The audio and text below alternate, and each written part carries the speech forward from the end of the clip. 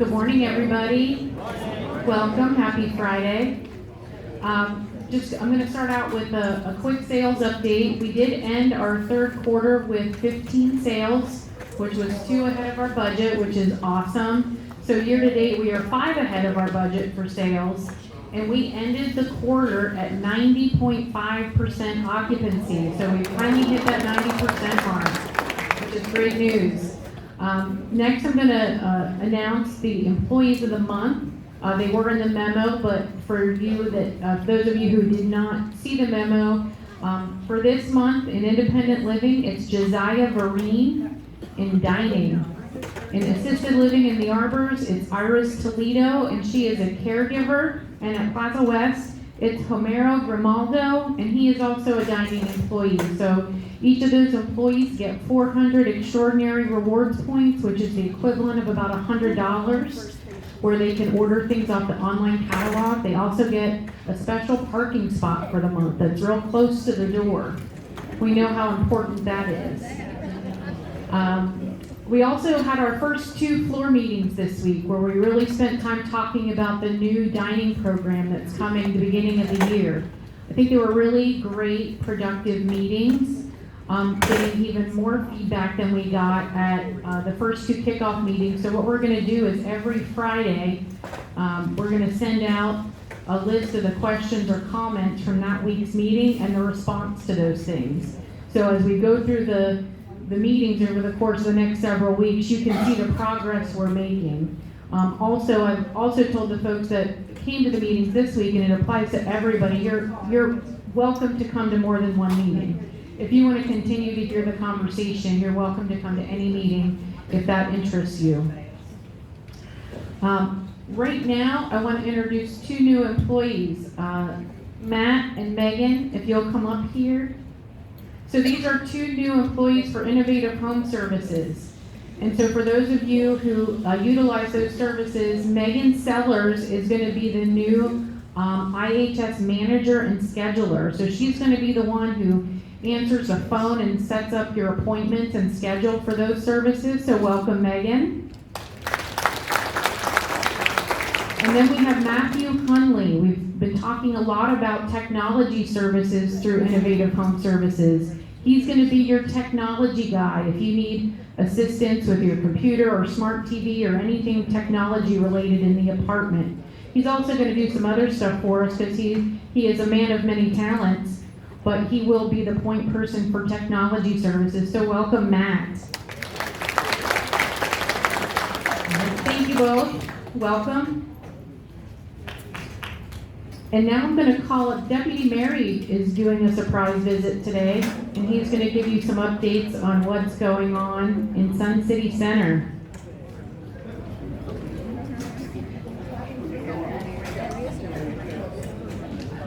I was kind of hoping to go later, but that's okay. We're good.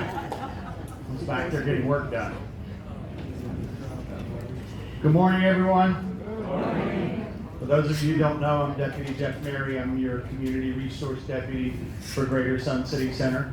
I try to come by a lot, but apparently I'm not here enough because somebody told me yesterday they hadn't seen me in a while. So I'm still here. I'm alive. I'm kicking. I haven't gone anywhere. It's definitely been, it seems like every year we get a little busier and a little busier and a little busier. I think we need to close the border to Hillsborough and tell everybody we're full. We're full, we're good, we've got enough people. So, but just a couple things. I wanted to thank y'all. First off, the golf cart thefts have subsided.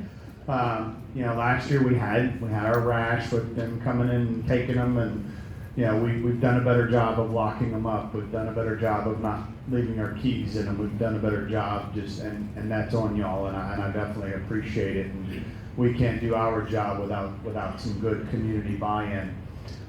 So that's number one. Number two, Friday, December 1st, I will be in your lobby taking your medication, because I know that's a few people have asked that. I'll be there from 12:30 till about 1:30. That morning, if you can't make it for that hour, that morning on Friday, December 1st, I'll be at Community Hall from 8 to noon. So you can bring them there if you're unable to bring them to me in the lobby later that afternoon. You don't have to do anything with them. You don't have to package them a certain way. You don't just take them all, bottles, everything, put them in like an old grocery bag and just bring them and hand them. I don't go through them. I don't care what you're taking. All we do is we put them in the box, we seal it, we weigh it, and we take it right to the incinerator. So 5,000 degrees and it's gone.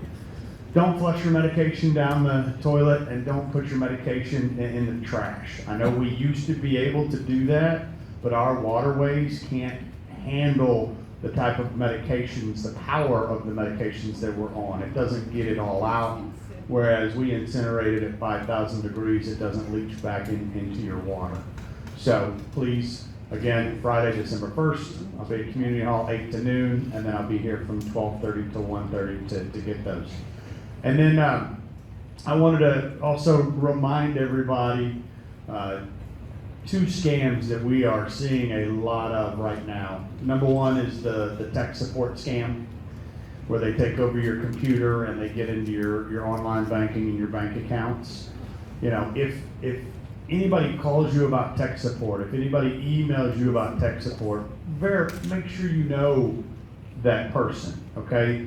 I can pretend to be Best Buy, I can pretend to be Norton, I can pretend to be whoever. And if somebody ever gets control of your computer, power that thing down. Unplug it from the wall, take the battery out if it's a laptop. You know, if it's your cell phone, do a hard turn off reset, you know, and that will clean up their ability. That'll get rid of their ability to continue to take over your machine. So that's number one. Number two is Publishers Clearinghouse. And we're seeing a lot of that lately. And, you know, I understand. Again, that has to do with the fact that your retirement dollars don't go as far as they did when you first retired. You know, 10 years ago, you needed X amount. Now you need about X times about 4 or 5. I mean, you go in the grocery store, eggs are $47 for 12 nowadays. So we understand. We all get a little anxious when it comes to finances. But with Publishers Clearinghouse, okay, look, I know that we all remember Ed McMahon bringing checks and balloons and all that, but y'all didn't win. I'm here to tell you, you didn't win. If you really think that you did, though, Publishers Clearinghouse has a phone number and a website that you can go to see if you actually won. All right, so if somebody calls you or they send you stuff in the mail or you get some certificate or some check, or you know, they start these things many different ways, you know, go to Publishers Clearinghouse and verify. And when your name's not on the list, just shred that stuff, throw it away. Don't answer, don't call, don't talk to them. Shelby's got one on her desk right now that she's writing that was $454,000 lost on a Publishers Clearinghouse. She did a tech support scam one last week, and I think the last tab was $382,000 or $383,000. So, you know, they're after you, and you know they're after your money. That's all they want. They don't care anything else. So, if you're unsure, you know, call me, reach out to me. You know, I'll walk through it with you. I'll research it. I'll look at it. Stephanie knows how to get in touch with me. Angie, Sibby, they all have my information. They can get in touch with me, and you know, let us walk through it so that you're not a victim of one of these many scams. So, all right, that's all I got, Angie. The rest is you. Thank you. And I'll just add one more thing, and I do this not only to avoid scams, but I don't like talking on the phone, period. So if somebody calls my cell phone and it's not a contact that I have stored in my phone and that's an unknown number, I do not answer it. And I tell my mom the same thing. If it's a legit call, they will leave a voicemail, and you will be able to listen to it and decide if you want to call that person back or not. So that's my recommendation. If you don't know who's calling, more than likely it's a robocall or a scam call, or you know, they want to buy your house and you don't even have a house anymore, right? So my recommendation is let those numbers leave a voicemail, and then you can determine if it's a legitimate phone call or not. All right, now I'm going to call Sibby up here, and he's going to give us some maintenance updates.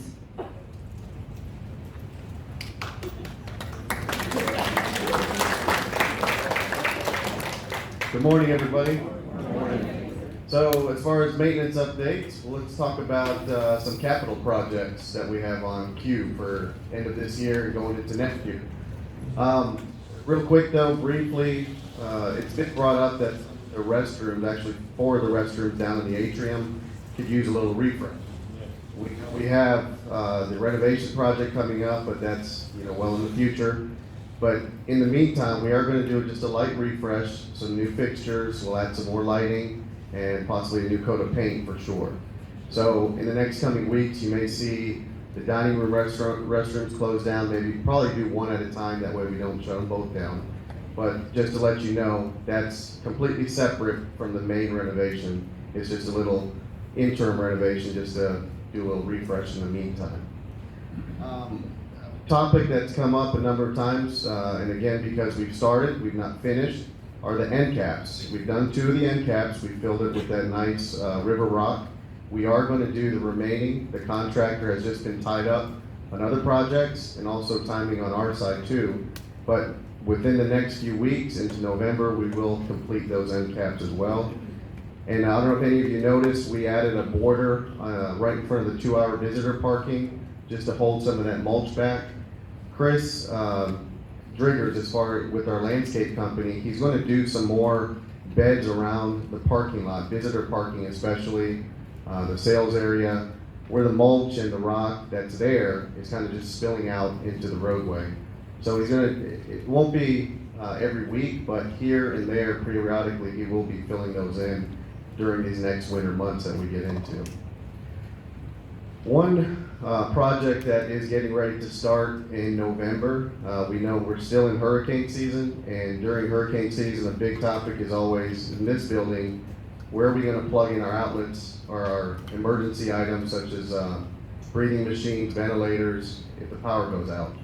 Well, currently we don't have anything for you guys to use in the building, but one of the projects we got approved was to add, I think it's over 200 outlets to our current generator. How that's going to be divided is 16 outlets per wing in the corridor. And those are going to be marked. They're going to have a different color on the faceplate and the outlet. It's going to be like a watermelon red, if you will. It'll be a bright red color. So you're going to note the difference of it. And those are not to be used for anything other than emergency items, especially if the power is out. The reason for that, you have to understand, is that it is tied to our generator. So if we're plugging in a fridge, plugging in a microwave, it's going to very quickly ramp down that generator. And our generator going from 5 days or 6 days is going to be cut down to 2 days. So that's something, I want to start putting that information out, and then hopefully you guys can share that out with the other residents as well, because that's going to be very important in how we utilize those outlets, and also really how the generator itself operates, because we are adding some more load to it. It's not a tremendous load. It's really not a load that's going to deteriorate the generator in any way, but if you add too much equipment to it, it can do that. So in the next few weeks, really in the month of November, you're going to start seeing more contractors working down the hallways, electricians. We are going to be removing ceiling tile. There may be at points where a whole wing of ceiling tile may be removed because they've got to run conduit all the way down the wings and then drop down the walls and install these outlets. So just be mindful of that, and we'll work with the contractors and make sure that they clean up as they go. But again, this is something that it's been needed for years. We're doing it in this building. I know the questions come up, are we going to have this at GVT? GVT, we do have generators at each one of those buildings as well. They're much smaller than what we have here. This building's a 250 kW generator. Down there, there are 16 kW generators. Of course, the buildings are smaller. The load is smaller there. Once we finish this building, see how the project goes and really see how it works with the generator, we will do energy studies for each of those buildings and then look at the feasibility of adding it to those generators if it's possible. Really, it makes more sense to keep the generators and then add the system to them. But if we have to change the generator to add the outlets, that's going to be a much larger task and a much larger project. So we'll see how this one goes, and then we will proceed to the next one. Any questions regarding that? Alright. So target start date is gonna be towards the end of October. I want to say October 22nd is what the contractor said. The end date depends really as they get into it. Again, we have to core.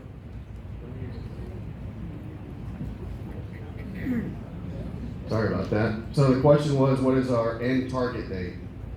Start date is October 22nd. I don't know, it's the range. And then end date will go into next year. More than likely mid-February is what he's thinking at. Because again, he's got a core between each floor and then work down each floor. There's gonna be some issues I know we're gonna run into. Just as with, every renovation, there's always, in any project of this magnitude, there's always gonna be something involved. And there is permitting, as part of it, but it's nothing like what we're dealing with on the big renovation, down at the AL building. So we don't foresee any major hiccups. He's already got that in process, and as of right now, everything's moving as it should. We do have, of course, many other projects going on. The AL Memory Care project, right now, we've completed the work in the AL building that's not permitted. Right now, the plans are in with permitting under the final review. It's been about a week. We got another week that they have for the review. When we get those back, then we can get into the permitting phase and the AL building. Monday, we're getting into the memory care building. We're gonna start with the flooring, some paint, some ceiling work.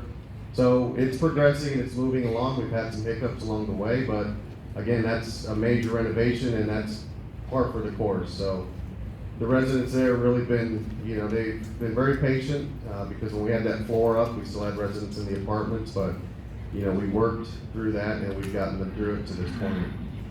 Any questions regarding that project? Or any other items that you have questions or clarification you'd like on? Yes.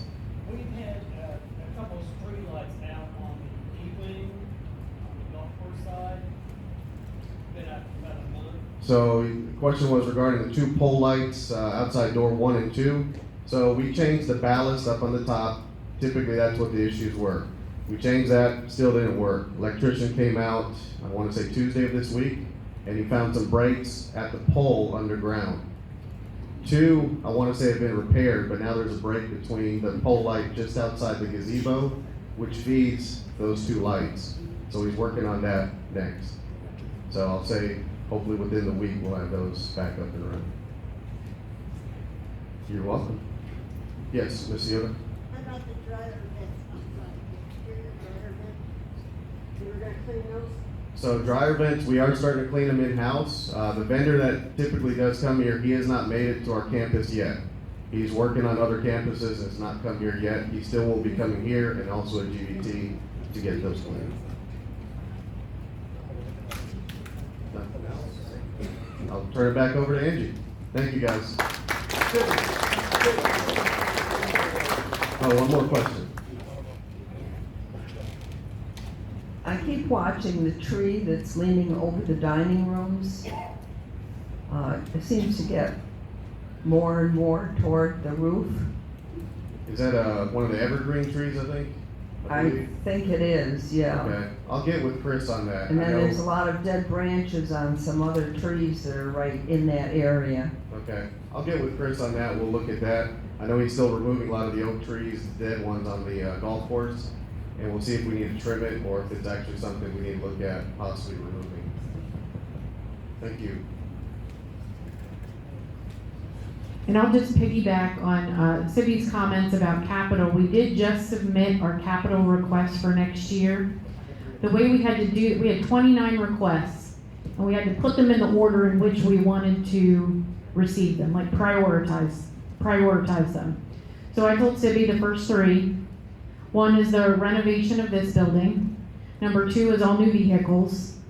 Number 3, we're getting ready to start renovating our sales office, but we also need some new furniture for the sales office. So they were the only things I cared about.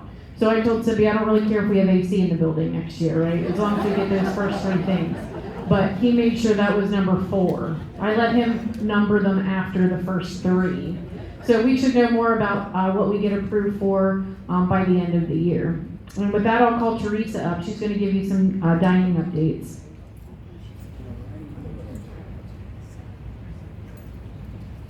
Good morning.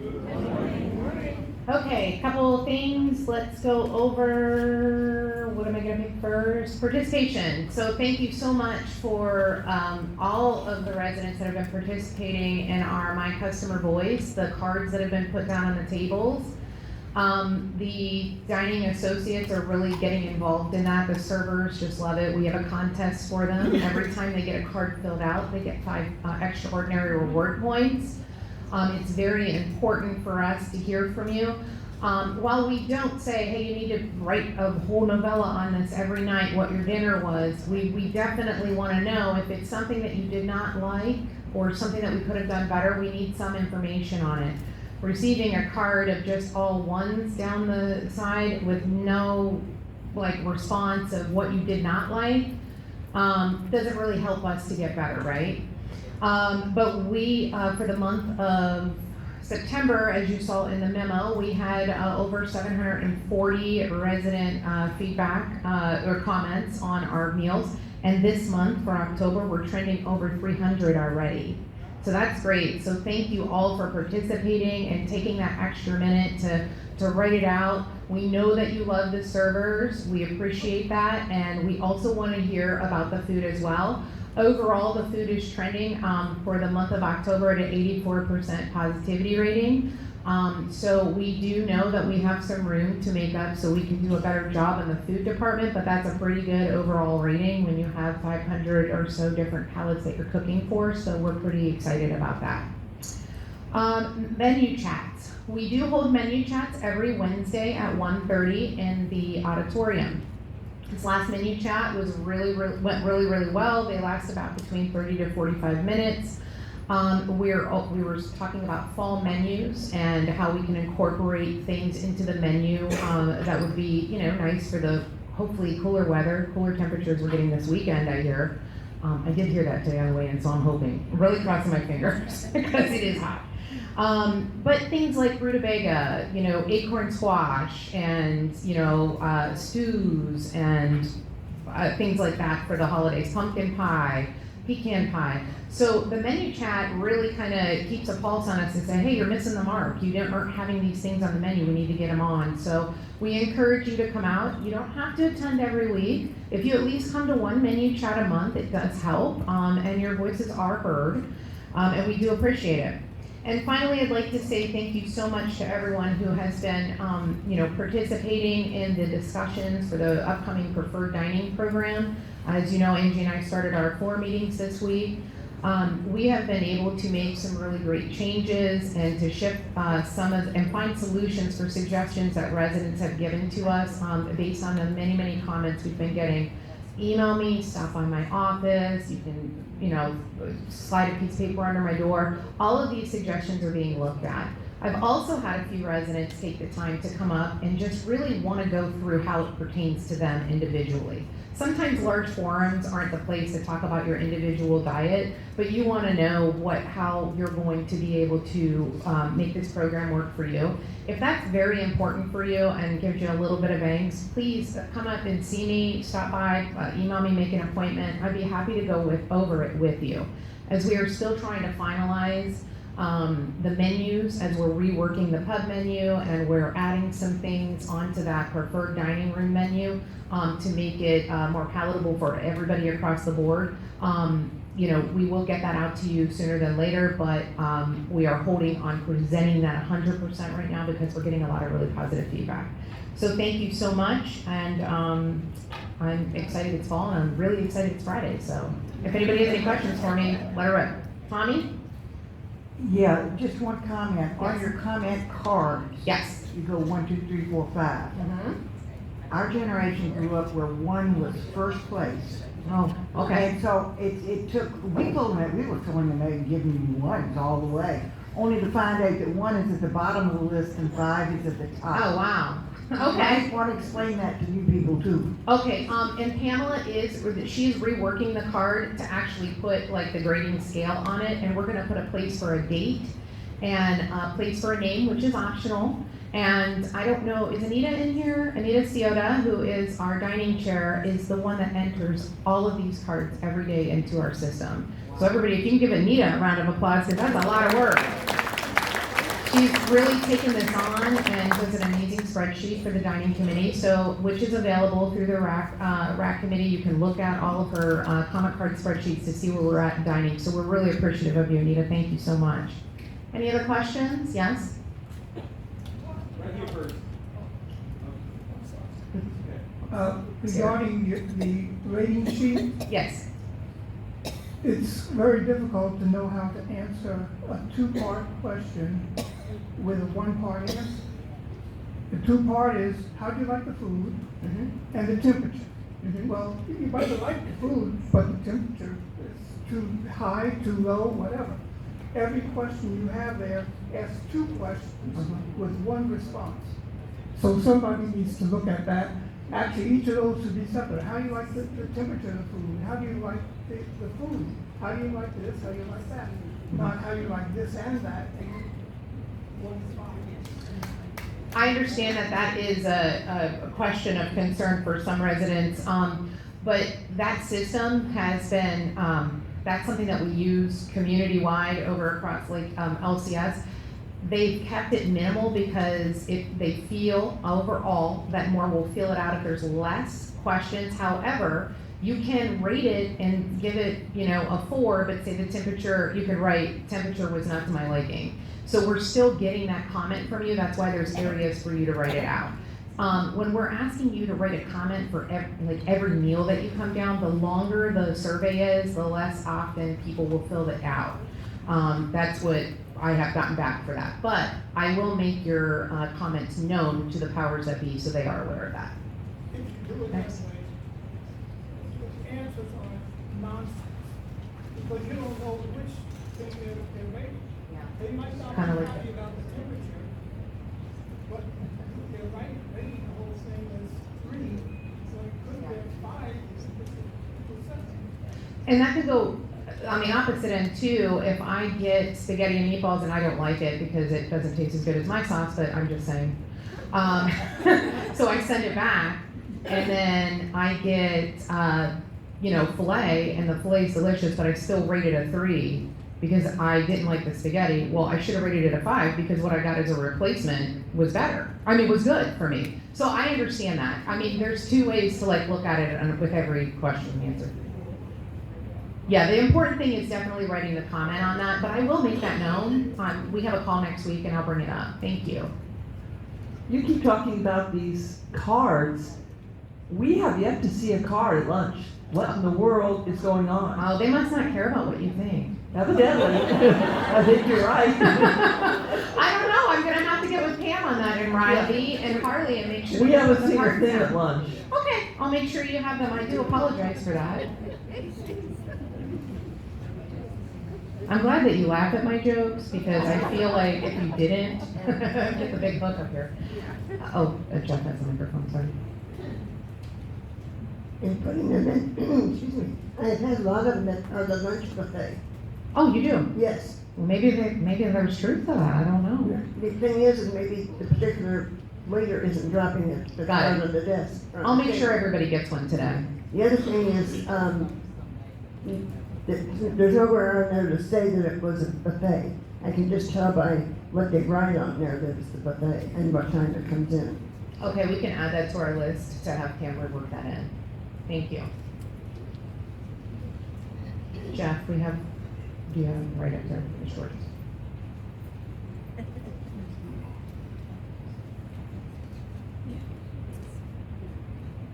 Teresa, will the items and the grill change, or are we gonna have the same old selections? I think the grill, we're gonna continue with what we have going on in the grill, and we're gonna continue to stock new and change out the items that are in the grab-and-go area and the general store to see So what's there'll out. be some changes. Some changes in the general store, yes, but not the actual menu. All right, sure. Teresa, can I start eating in the dining room too? I don't know, Jeff, I got rid of you a couple years ago. Jeff used to work underneath me and then came over to transportation. I don't think I want him back. Your cost would be guest plus 20%. No, I'm just kidding. You can eat anytime, Jeff. All right, I think that's it. Have a great weekend, everybody. Thank you so much. We'll see you next week. So the last thing for the meeting is what everybody's been waiting for, the raffle prizes for the participation in the engagement survey. So we had 83% participation in the engagement survey, which is amazing. I think that's 2% higher than we had the last survey, and we have more residents. So that's pretty impressive. The prizes we're gonna draw for two $250 credits against the monthly fee and one lucky $500 off the monthly fee certificate. So Stephanie and I feverishly cut up everybody's name this morning, and they are all in this basket. So you do not need to be present to win. The first winner is Margaret Herman. That's a $250 winner.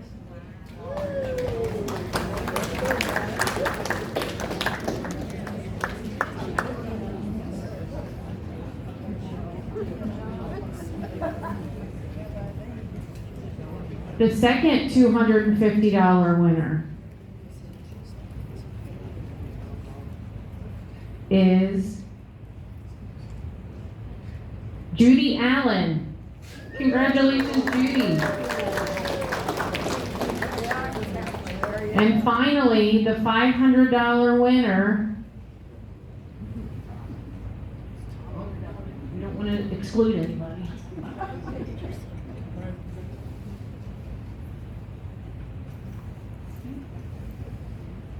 I don't want to grab two. The last winner is Teresa Campagna. Congratulations to Teresa.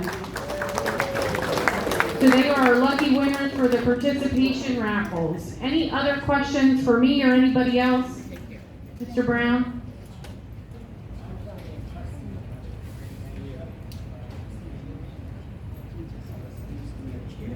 That'll be later this month, October 26th. So the question was, he thought we were going to talk more about monthly fees and financial information. That's going to be later this month on October 26th will be the full presentation of the budget and then next year's increases. So mark your calendars for that.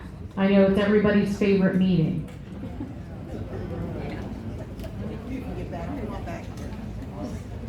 I have one question.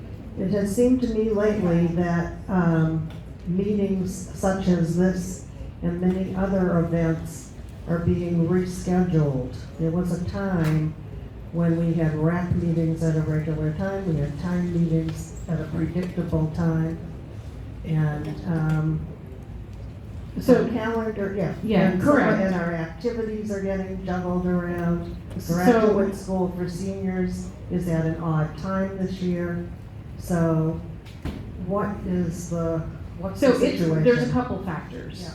So we try our best to stay on our regular cadence and times of when we have our meetings, town halls, appetizers with Angie, when the RAC meeting is held, and all those types of things. What's difficult is when we have something like the flu shot clinic, which was Tuesday, which took precedent over when this meeting was supposed to be. We don't get to pick when we do our flu shot clinic. They tell us when the flu shot clinic is going to be. So that's one problem. If we have some big event that we really can't decide when the time is, the other party is telling us when the time is going to be, we have to be able to pivot on that. Secondly, you know, I could say, let's do this every second Tuesday of the month or whatever that regular time is. Other things come up for me personally, whether that's, you know, if I have some sort of medical event or, you know, that precludes me from being here. And then also, and this isn't probably super relevant to what you're saying, but scheduling a room now is a nightmare for anything. As I try to schedule like the floor meetings and everything, it's more to your grad school comment probably. It's really difficult to find a room that you can schedule on a routine basis. When I went to do the floor meetings, that's why we had to do them in the apartment, in apartment 332, because I couldn't find a room otherwise that was free and available. The good side of that is that there's so many activities and things that people are involved in that have these rooms booked up already, but Yeah, so, I mean, that's probably my comments to your question. We do our best to stick to the normal cadence. I know initially we said we were gonna do apps at 3 o'clock, well, then that was the time that everybody was getting their meal pickup, so we had to push it back to 2 o'clock. So just different things come up, and we try to avoid it if we can, but just sometimes there's no other way around it. Any other questions?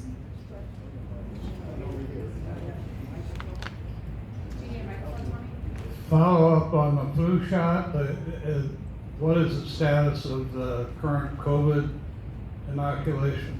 Okay, good question. So we talked about that. I was up here getting my flu shot on Tuesday and speaking with Lisa, and we were talking to the folks from Walgreens about the new COVID vaccine that's out. Because they were the group that did all of our COVID vaccines and boosters here at Freedom Plaza. They do not have enough shots to come do a big clinic here at Freedom Plaza. They say you need to come to Walgreens, they will give it to you, but there's no large batch distribution of the newest COVID vaccine. So what they're saying is eventually, what they think is gonna happen is it's gonna be an all-in-one every year with the flu shot at some point, but right now they don't have enough doses to be able to do large clinics anywhere. So if you want to get the newest COVID vaccine, I would talk to your doctor. CVS, Walgreens probably have a limited number of those and are offering those, but we don't have the ability to do a big clinic here. Real quick, the guy that gave me the shot, the actual man that put the shot in my arm, I asked him about it. He said they have to make the serum up in batches of a minimum of 50. So if we had 50 people, they would be willing to come here and do it. I bet we have more than 50 people that would be willing to get the shot. Okay, I will follow up with Lisa on that. I just went by what the gentleman I talked to and Lisa Yeah. when I was up here on This is a Tuesday. guy who, as he's sticking me. Yeah, I'll follow up on that. Okay. Anybody else? Well, thank you all for coming. Have a great day.